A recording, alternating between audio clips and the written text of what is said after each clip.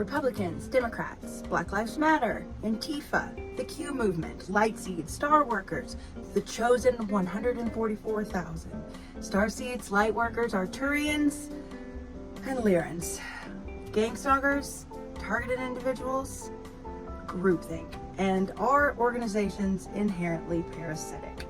Each one of these organizations I just named probably brought up a rather intense emotional response, either a pro or a con, either an experience of trust or distrust, of met expectations or of betrayal.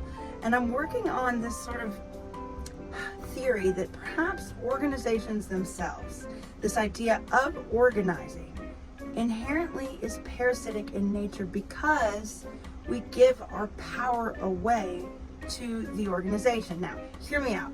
I've always thought that the best way to organize and to get things done is the power of numbers, the power of volume.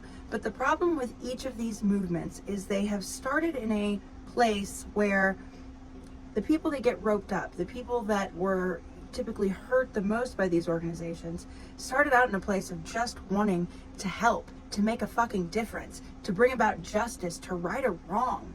And for some reason, in each of these movements and organizations that essentially use this whole activism onboarding scenario, what started off with a good intention ended up being, in many cases, misleading, parasitic, abusive, traumatic. So what does that mean? Are we evolved to a point of being incapable to effectively organize? Where is the line that gets crossed that ruins the organization? Well, if you look at the history of nonprofits, you look at the history of charitable organizations and even the church, what happens in every scenario is there is a line between those that need help and those that are going to give help.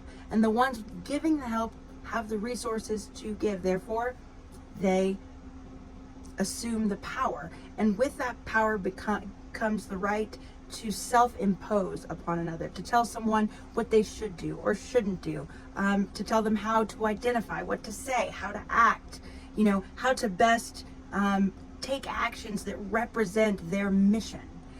The problem there is that anytime we give our power away, we are forgetting that the individual self-expression, the individual autonomous, authentic, freaking walk the walk, talk the talk individual has amazing power. Think about all of the big changes throughout history. Typically, they were preceded by an influx of art, of personal self-expression. And it's getting to that place where you can feel safe within yourself, safe to be a fool, safe to be rejected, because you have reclaimed all of your power, that in no situation will your rejection or your acceptance or the way your art is received impact your own feeling of confidence and autonomy and worth. But it's important that we get to that point before we can take those authentic steps forward in creative expression as an individual and in a balanced, symbiotic transfer of energy with any organization or cause that we choose to put our energy behind.